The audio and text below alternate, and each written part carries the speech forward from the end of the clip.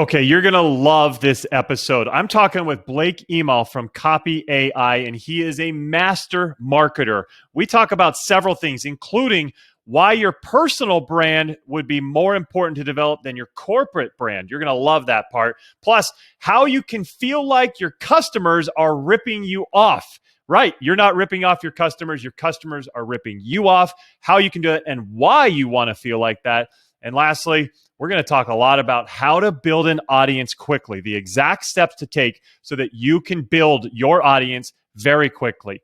This is a great one. I think you're really going to like it. Enjoy.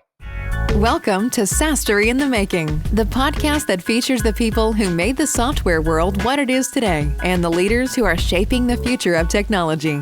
Here's your host, Matt Wallach.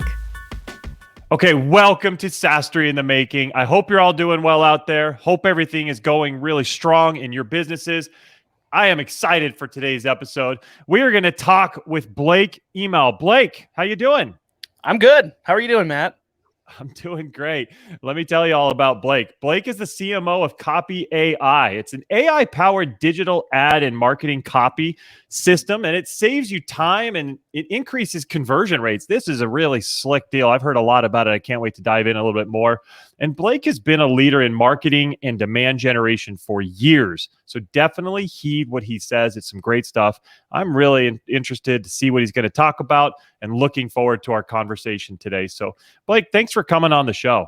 No, I appreciate it. I hope I don't let you down. That was a nice intro. I don't want to screw things up for you. Oh, should we do it again and just make it a little bit lighter? Like Blake's okay at what he does. Yeah, I'm okay. Let's take it back a notch. Yeah. Okay, cool. Well, tell me what's going on lately at Copy.Ai and what's coming up with you guys. Yeah, so we just passed 100K monthly recurring revenue. Before that, we had just passed 1 million in annual revenue. So 84K, big goal. Yeah, I think things are going well. We're growing every day. Our Twitter account grows, even though we never tweet with it. We're about to hit 10K there. We've maybe tweeted like 4 times. Oh, no. So things are going well. Like the word of mouth has been amazing. People have been very supportive, but the coolest part is that people are letting us know how to make this even better. And we just want to help make more people able to be creative. So if you're a very creative person, it just helps you take it to the next level and just do more of what you're already doing really well. If maybe you feel like you're not a super creative person, first off, I would say that you probably actually are and you're not giving yourself enough credit. But second off, it can help you get from 0 to 1 or 1 to 2 and just take that next step. So things are very exciting. We're in a space right now where people think that AI is kind of scary and it's going to take people's jobs. And the cool thing with Copy.Ai is that we don't feel that way at all. Our vision is not at all that we want to replace anything. It's very much a supplementary tool that is not there to replace you, but just basically to be an extension of your brain. So whatever you want to create, we can help you create more of it in a quicker amount of time and reduce friction. And hopefully you don't have to stare at a blank page so much. You can kind of start with ideas and expand from there instead of starting with nothing and hopefully getting a couple of good ideas. This can help do a lot of that legwork and make things easier for you. So things are going very well. People are giving us great feedback. We're trying to improve rapidly because there's so much more that we can do. So very exciting things to come. I love it. I'm glad you brought up Twitter too, because Twitter is actually where I found Blake. I started following this guy, and believe me, if you want to know some really cool methods to marketing, some techniques, some things that some of the best are doing, follow Blake. He's putting out a lot of great content on Twitter. In fact, he does these threads that are really, really informative. So make sure you check in. And that's where I found Blake. And I said, hey, Blake, I love it. Let's get on the show and let's talk about this because I think we should share this. And I'm also, I want to talk about that because you mentioned that your company is getting some followers as well, crossing 10K. That's phenomenal. But my guess is, Blake, that the company is getting followers because of you. They follow you. You have great stuff. They figure, okay, let's learn about Copy.Ai. And I've actually looked at this recently. I've seen some studies. If you think about it, Tesla has, I think, like 9 million followers, Tesla, the company. Elon Musk has like 60 million. Mm-hmm. So it's all about the personality, going after the person or the personal brand instead of the corporate brand.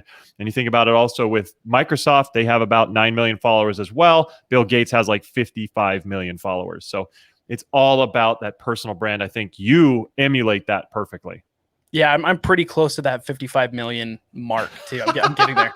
Um, Almost. I've often said though, like I think that company brands are not the starting point anymore whatsoever. It's one of the having a company brand is one of the last steps in actually having a brand. It all starts at the personal level. So nowadays, people don't care about your company. They don't even care about the people at the company. They care about the value or like the benefits or the knowledge that's coming up front. So the way that a brand really builds is this random person that you don't care about starts sharing a ton of valuable information that you like. So you like the information first.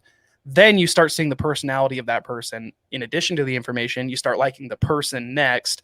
Then you start liking the idea that they're having and building. So you like the idea because you like the person, because you like their knowledge. Then they have an actual company and you start liking the company because of all those. So it's like this domino effect that happens where you really have to start by just being very selfless with information. And then people start to like you as a person. And that personal branding part of it, that second step, if you will, is probably the biggest and most important. It'll take the longest period of time and it will never end. So like if Elon Musk just stopped being anywhere online, Tesla would suffer in the long term for that because he is a key driver of that. He's not the only driver at this point. Some other people have taken the keys and now it just has a brand and a reputation. So it would not die without him, but it certainly wouldn't thrive the way it has. But it wouldn't have been like that if people didn't like Elon Musk. And so you really do have to start with building a personal brand, getting people to care about people behind the business and what they're actually building and the idea. And then you gradually get into people actually caring about the product as a thing beyond just what it can do for them immediately. I completely agree with that. It's super important. It's something that's taken me a long time to realize, that personal brand. And that's something that I'm actually only at the beginning stages starting. And I think it's important for anybody. Who would you say should be doing that personal branding? Should it be the CEO or a CMO like yourself or anybody C-level? Or can anyone else do that within the organization and also put out some important information so that people can connect with them? It should be everybody. The most valuable information is going to come from more specific people. So the individual contributors are going to have by far the best content if they actually write the content. On our team, we've got engineers, we've got a video person, we've got a community person, then we have some executives and things like that. We've got a kind of a mix. The most valuable information to the most people is people in an individual contributor role, because that's the most people that are out there. Most people are not executives. Maybe they want to be that, and so you'll attract some of that. But if you're really looking to have wide appeal, it's actually that specific knowledge at a lower level. You know, you can have the knowledge at a high level, but just within the company being an individual contributor, those are the people that are going to crush it. So I think that everybody needs to be doing it. And at Copy.AI, we announce every hire publicly in a thread. We try to engage people that way, encourage people to create their own content when they come in. We encourage employees to have side hustles so that they can grow awareness and learn things on their own. And they should be sharing content about what they're learning, because ultimately, even if it's not directly about Copy.AI, if you look at my tweets, I'll give away accounts of Copy.AI as like giveaway contests, but I don't just tweet all the time, hey, you should buy Copy.AI. I tweet about marketing. I tweet about remote work and all these different productivity things that I'm interested in, that I think that I have a little bit of experience or know-how with. That's what I share. And it happens to flow a little bit back into that niche of what Copy.AI is. And so it can flow well, but really I'm just generating a lot of top of funnel traffic back to my profile, which happens to mention Copy.AI. So that's where a lot of that does come from, but it's not just me. Paul also has a pretty big following. Chris, our other co-founder, is building his following, and everybody on the team is trying to do something on social media, whether it's TikTok or Twitter or whatever. So I think that it's just huge across the board. It doesn't matter if you're an executive or whatever. Maybe you'll get more followers if you're an executive, just because the social proof of having that in your bio, but that's really the only value add there. It's not even a real value add. It's just, it's just words. I would agree totally. And I think you touched on something really interesting, is when you are instead of saying, hey, Copy.AI does this, Copy.AI, you're giving value. You're sharing what's working or what to avoid. You're absolutely putting out there the right steps to take. And that value is what people are drawn to initially. I think it's something that as a culture, we've needed to evolve to this, to realize as organizations share value first, put out, education and materials and content that's going to help people understand a little bit more about what they face. And by doing that, they connect with you. You show that you're an expert, which is really important for them to get you and understand you and believe in you and trust you. And you can take them, you mentioned kind of an evolution. They get to know you, they get to know where you are, they get to know Copy.AI, get to know that brand, so that evolution gets them deeper and deeper into your ecosystem, so to speak, which all started with sharing value. And I think you do that really well. Yeah, I appreciate that. I think that's ultimately when people ask me what's the key to growing an audience or a community or just generating interest in general, it's pretty easy. I mean, it's really hard to execute, but it's really easy to understand. So it's basically 2 points: give stuff away for free and be interesting. If you can do those 2 things, you're going to win. I don't know what winning necessarily looks like for you, but it's going to happen because people want free stuff. So if you can give away free information or free stuff, that's always going to get good engagement and build goodwill. And if you can do it while being interesting, that's kind of the killer combo. Obviously, easier said than done, but I think it's really important that it's said so that people can understand what the really simple process is. It's not this intricate formula that you have to follow to a T. It's really just like, okay, for everything that I'm creating, is this genuinely helpful? And am I giving something valuable away for free? And is this remotely interesting? And if it passes those filters, post it, see what happens, analyze it, what worked, what didn't work, reevaluate for the next time, and maybe do it a little bit better the next time. At that point, it's just all about A/B testing and trying things out and analyzing. That's really the key to it. So you got to start with the value, you got to be interesting, and then opportunities come after that, and you just have to refine it. The hard part actually is like maintaining that over time. Because the bigger your account gets, the more you suck at creating, honestly.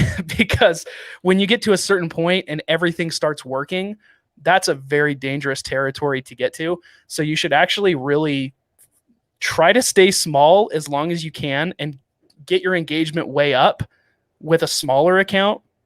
Because the second that it gets bigger, your engagement rates will go down all the time. Every single time. The bigger that your account gets, the more likely that you're getting followers that aren't as engaged. If somebody follows you and you have 500 followers, they actually are really committing to something unknown, which makes them a little bit more valuable and engaged. When you have 30,000 followers and somebody follows you, it's on average likely to just be some person that probably doesn't use Twitter that much, but saw one of your tweets blow up. And that's not necessarily the most qualified follower, right? So you have to be really careful about wanting to grow and get to that point. You actually should try to optimize for your engagement while you're small, because it's only going to get harder over time. And then you don't have these indicators of like what a good tweet is, because just everything you post gets at least X amount of likes, and there's no true baseline anymore. Wow, that is huge, important value there. I never thought of that, because you're right. Somebody that comes in when somebody's at 500 followers, that's an early adopter, so to speak. Like they believe in you, and they're probably in your wheelhouse for your market because they went out of their way to find you. Whereas you're right, 30,000, sometimes people are just following just because they're like, oh, well, they're popular, I should probably follow that person too. And they might not be the right fit for your content, for your product, whatever it is. So that's amazing. I never considered that.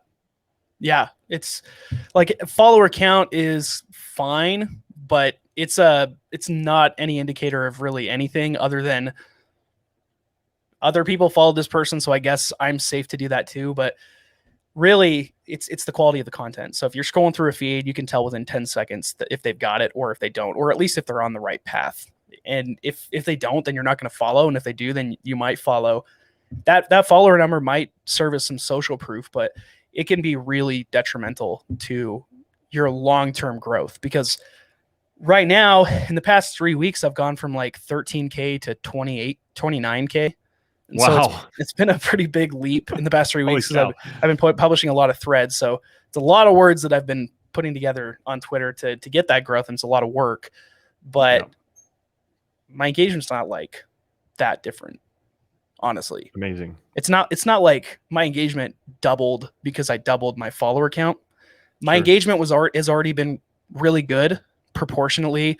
Like when I had 5,000 followers, my engagement was, I get 100 likes a tweet. When I had 5,000 followers, maybe now I get 200 likes a tweet, but I'm almost at 30. So it's not exponential. It does not just keep going at the same rate. Your engagement rate does drop down. So I would just pay really close attention to engagement, likes, retweets, comments, respond to everything, be very engaged with the community.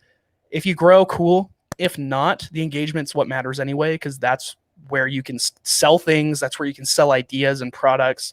It doesn't matter if you have 500 followers, but if you get really good engagement for those 500 followers, that's way more valuable than having 10,000 followers, but having nothing. And we all know those Twitter accounts out there that have 100,000 followers and they get one like on every tweet. So it's like, did you really build a following, or did you go on Fiverr and buy something? Yeah, what's the point, right? Yeah, I agree. So that brings up a good point. You talked about the value, but when do you pivot, and do you have a plan on or a structure, or is it just kind of a feel on, okay, now I need to give or have an ask or have a call to action out there so I can get them into a trial, like I can get them into a lead magnet, whatever it is. Do you have a ratio, like a 3-to-1, 4-to-1 on value versus a call to action? Or value versus sell? 100% value, 0% asking for the most part. Really? So you don't? No, there's nothing. That's not always true. It's probably like, in reality, I'd love it to be a 99-to-1. Okay. Sometimes you ask for stuff, but I never really view it like I'm asking for stuff, because I buy other people's stuff all the time. I just feel like we're all reciprocating in my community, and we're all just helping each other out and providing things that are valuable to each other. So if I'm selling something just because you're giving me money, I always go into it thinking the value that I'm giving is worth way more than the money you're giving me. So I feel like you're ripping me off by buying my stuff. That's the mentality that I want to have. When I make products, I want to make sure that you're ripping me off. And so if I sell something for $9, I want it to be worth 90 to you or more. And if I take that mentality, then I don't really feel like I'm asking. I feel like I'm just giving you a steep discount for something that's already going to be helpful for you. So that is one way to look at it. But still, the more that you can just be the person that's known for telling it like it is all the time and giving away all your secrets all the time, the better off you're going to be. When I posted a couple weeks ago a thread about some things I've learned from auditing landing pages over the years. So I've audited hundreds of landing pages, and I just took a bunch of different examples of cool things that I've learned that can help you increase your conversions on your landing page. That tweet did really well, got like 24,000 likes and 10,000 retweets or 5,000 retweets or something like that. It was pretty successful. I gave away almost everything that any real core learning that I've learned that matters in that thread. There's nothing more that you really need to learn from me about that subject. But I got hundreds of DMs, like literally hundreds of DMs asking, hey, do you do this as a service? Like, can I hire you to do my landing page? And I don't do that anymore because I don't have time. So I had to say no to all of them. But like, that's too bad. I gave away everything I knew. They didn't have to pay me to get anything different. There's nothing different I could give them, but people still reach out to you and ask you. So really, you think in your mind, if I give away all my secrets, I'm going to lose out on sales. In reality, you're just going to generate 10 times more sales, because people think if that's the free stuff that person's giving away, I can't imagine what the paid stuff must look like. And that's the mentality that you create. So I'm a huge proponent of just, if you can, 99% of the time, only just give away information. And then 1% of the time, yeah, you can ask for stuff and promote stuff and whatever. You're always promoting yourself, though. Every tweet is a promotion of yourself. You're not putting any tweet out hoping that you get 0 likes and 0 engagement. You want it to blow up every single time. So you're betting on yourself with every piece of content, even if you're not specifically asking somebody to do something. That's very true. And LinkedIn is actually a channel where I was able to grow pretty quickly. So that is exactly what I did. I did all value, day after day, every day of the week. And it worked. You're right. People saw the value. They loved it. They followed. I put stuff out that I was giving to my best clients. So it wasn't like I was holding back. It was, hey, I'm sharing with you all the best things. And originally it was worrisome to me because I didn't know what was going to happen am I giving away everything? Nobody's going to want to work with me. But no, quite the opposite. They loved it. They saw that I was an expert, a thought leader, and they were drawn to me more, and they wanted to work with me more, just like you're saying. It's absolutely the way to do it. If somebody's out there thinking, hey, I got to build an audience, share value, share what you're an expert in, and you're going to find your audience. Yeah. If you think about all of the people out there, whatever you do, person listening here, if like you're a freelance writer or whatever, think about all of the other people that do the same thing and sell the same services. The reason that this works is because people actually get to see that you know what you're talking about. Whereas the other people are just saying, hey, I'm a conversion copywriter, hire me. And that's copy and pasted across thousands of different people. That's their tactic, is just to say, here's what I am, hire me. You're just saying, here's everything that I know, work with me. And then you can decide if you want to work with me or not. So you're actually giving them everything that they need. And they're probably going to realize either one of two things, or maybe one of three things. Number one would be, wow, this is awesome. I'm going to try this out myself.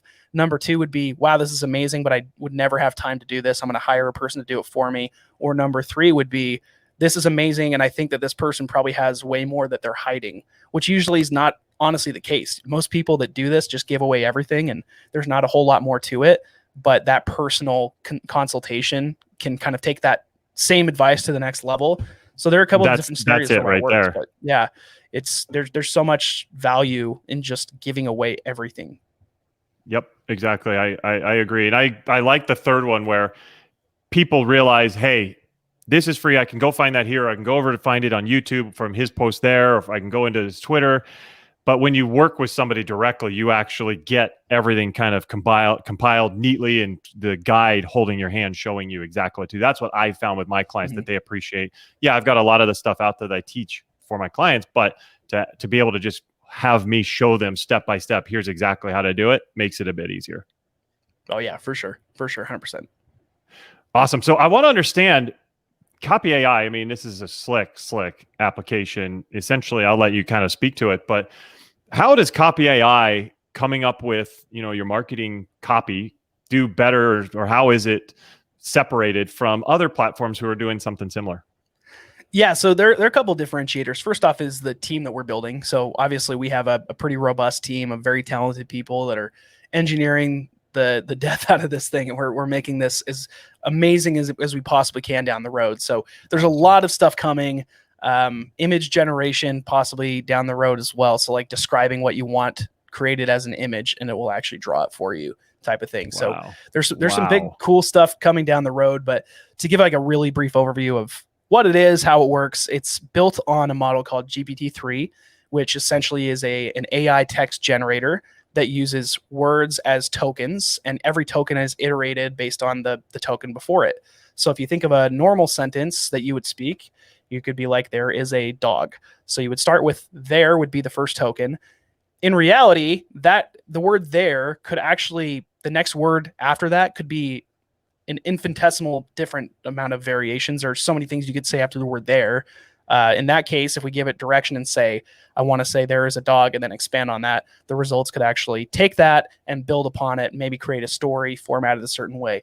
With GPT-3, if you just type something like that in there, it'll just keep going with random thoughts kind of around that, but it's not very structured. Mm-hmm. So with Copy.AI, it basically takes GPT-3 and trains it to fit very specific use cases. So if you're making a new website and you need to know, what should my main header be? What's my main headline that's going to catch people's attention?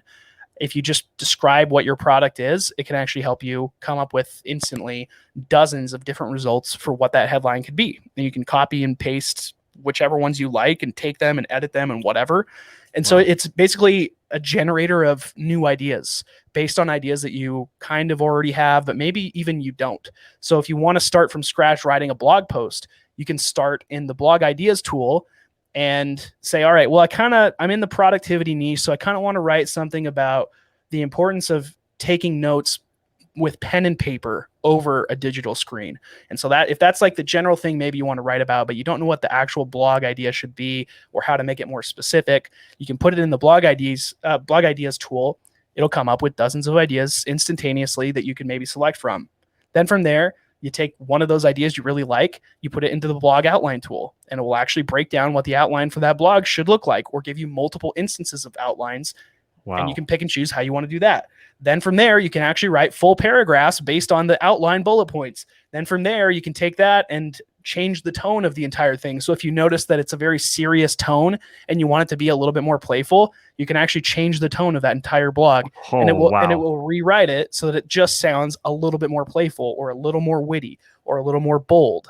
And so there are a lot of levers that you can pull here. And basically Copy.AI is formatting GPT-3, which could run wild with all these different ideas, and it tames it so that you can have it fit your exact use case and create dozens of ideas across a bunch of different things that you need to accomplish. So hopefully it'll fit into whatever workflow you have. If you're writing emails, making a website, posting on Instagram, whatever, there's tools in there that'll help you with that workflow and generate ideas so that you don't have to do it all on your own.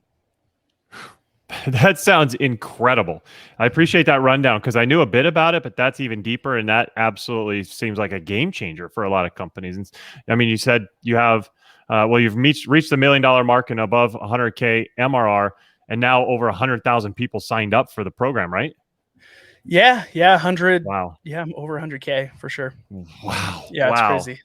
So what do you think has been the biggest game changer for those people using it? Like, what have they brought up that has really made things easier for them?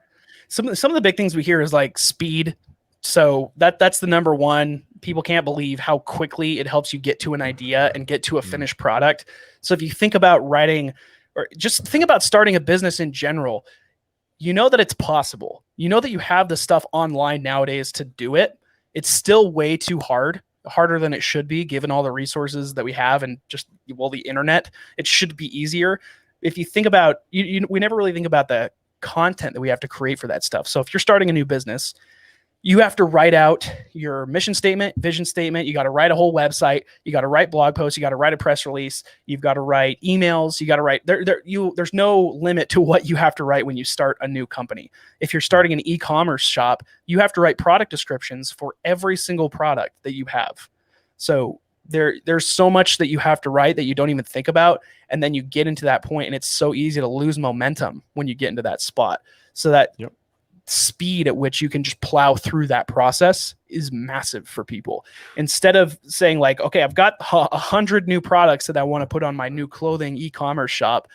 I can't write a full page product description for all 100, but Copy.AI can do it pretty quickly.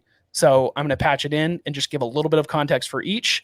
And I can even just put in like information about what the clothing is made of generally, and it will actually take in that context and it will elaborate and give you a full product description that you can totally use right away.